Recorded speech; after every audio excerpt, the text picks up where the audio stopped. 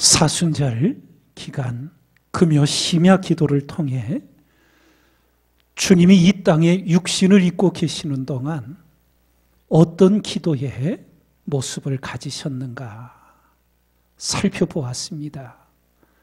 새벽 기도를 하셨고 중요한 일을 결정하기 전 철야 기도를 하시고 금식 기도를 하시며 공생애를 시작하신 것을 우리가 살펴보았습니다. 오늘 밤은 십자가를 목전에 두신 겟세마네 동산의 기도를 우리가 살펴보고자 합니다. 누가복음 22장 말씀 함께 읽습니다. 예수께서 힘쓰고 애써 더욱 간절히 기도하시니 땀이 땅에 떨어지는 핏방울같이 되더라. 예수님의 겟세마네 기도, 예수님은 어떻게 기도하셨는가? 성경의 기록은 힘쓰고 애써 더욱 간절히 기도하셨다고 우리에게 전해주고 있습니다. 또한 히브리서 5장을 보면 이 땅에 계시는 동안 주님은 어떤 모습으로 기도하셨는가 우리에게 알려주고 있는데 한 목소리로 함께 읽습니다. 그는 육체에 계실 때에 자기를 죽음에서 능히 구원하실 이에게 심한 통곡과 눈물로 간구와 소원을 올렸고 그의 경외하심을 인하여 들으심을 얻었느니라. 심한 통곡과 눈물로 하나님 앞에 기도하셨던 주님의 모습을 알 수 있게 됩니다. 무엇보다 주님의 이 겟세마네 동산의 기도, 그 핵심은 바로 내 원대로 마옵시고 아버지의 원대로 되기를 원하나이다. 우리 모든 기도의 마음가짐, 우리 기도의 중심에 주님의 이 고백이 바로 우리의 기도가 되어야 될 줄 믿습니다. 성경이 기도의 가장 중요한 근본, 핵심을 요한일서 5장을 통해 이렇게 가르쳐 줍니다. 함께 읽습니다. 그를 향하여 우리의 가진 바 담대한 것이 이것이니 그의 뜻대로 무엇을 구하면 들으심이라. 우리가 무엇이든지 구하는 바를 들으시는 줄을 안즉 우리가 그에게 구한 그것을 얻은 줄을 또한 아느니라. 하나님의 뜻대로 구하면 들어주신다는 것을 성경이 우리에게 확신을 시켜주고 있습니다. 그의 뜻대로, 그것은 바로 말씀대로 기도하는 겁니다. 말씀을 의지하며 말씀을 믿으며 그 말씀을 확신하여 기도하는 겁니다.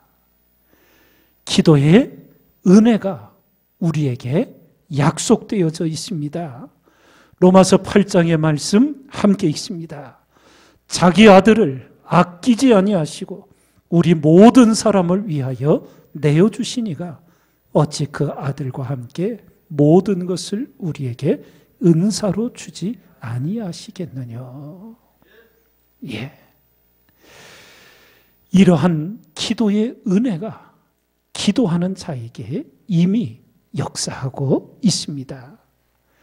여러분과 제가 일평생 주님을 사랑하고 신앙의 삶을 살아가면서 예수님처럼 기도하기를 늘 소망을 품고 주님의 기도의 은혜를 구하시기 바랍니다. 성경을 통해 우리에게 가르쳐 주시는 주님의 기도의 모습, 대표적으로 어떤 것이 있었는가? 첫 번째, 주님은 홀로 기도하시기를 늘 힘쓰셨습니다. 여기서 여러분과 제가 분명히 분별해야 할 것이 있습니다. 예수님은 혼자서도 홀로 기도하시지만 여럿이 같이 있어도 홀로 하나님께 기도드립니다. 이 얘기는 다시 말해서 여러분과 제가 골방에서, 저는 목양실에서 말씀을 준비하고 또 그곳에서 홀로 기도할 수 있지요. 그러나 공기도회에, 우리 금요기도회에, 또 새벽기도회에 성도들과 함께 기도하지만 우리는 결국 영적으로 하나님과 1대1로 기도하게 되는 겁니다. 주변 환경에 믿음의 식구들이 함께 있든 정말 홀로 있든 우리는 언제나 하나님과 홀로 기도하게 되는데, 주님께서 이 모습을 우리에게 성경을 통해 이렇게 보여주십니다. 홀로 기도한다는 의미는 오직 하나님께 집중하는 겁니다. 누가복음 22장을 보면 오늘 겟세마네 동산에도 예수께서 나가사 습관을 쫓아 감람산에 가심에 제자들도 쫓았더니 그곳에 이르러 저희에게 이르시되 시험에 들지 않기를 기도하라 하시고 저희를 떠나 돌 던질 만큼 가서 무릎을 꿇고 기도하여. 이게 오늘 이 겟세마네 동산 기도의 모습이셨습니다. 또한 마태복음 14장을 보면 오병이어 기적을 행하신 후에 제자들을 먼저 갈릴리 호수 건너편으로 보내시고는 성경이 이렇게 기록을 해줍니다. 무리를 보내신 후에 기도하러 따로 산에 올라가시다. 저물매 거기 혼자 계시더니. 혼자 산에 올라가 하나님 아버지께 기도하신 주님의 모습입니다. 또 주님의 새벽 기도의 모습 때 살펴본 것처럼 마가복음 1장에는 새벽 오히려 미명에 예수께서 일어나 나가 한적한 곳으로 가사 거기서 기도하시더니. 믿음의 식구들이 함께 기도하든 골방에서 혼자 하든 오직 하나님께 집중하는 그 기도를 우리는 늘 배우고 익히고 힘써 행해야 될 줄 믿습니다. 두 번째로 주님의 기도의 모습을 통해 배워야 하는 것은 전심전력의 기도입니다. 특별히 이 겟세마네 동산의 기도, 힘쓰고 애써 더욱 간절히 기도하셨다고. 땀이 땅에 떨어지는 핏방울같이 되도록 얼마나 힘쓰고 애써 간절히 기도하셨는지, 여러분과 저의 기도에 이러한 거룩한 습관이 오직 하나님께 집중하여 하나님께 전심으로 기도하고 또 힘을 다하여 기도드리는 우리가 되어야 될 줄 믿습니다.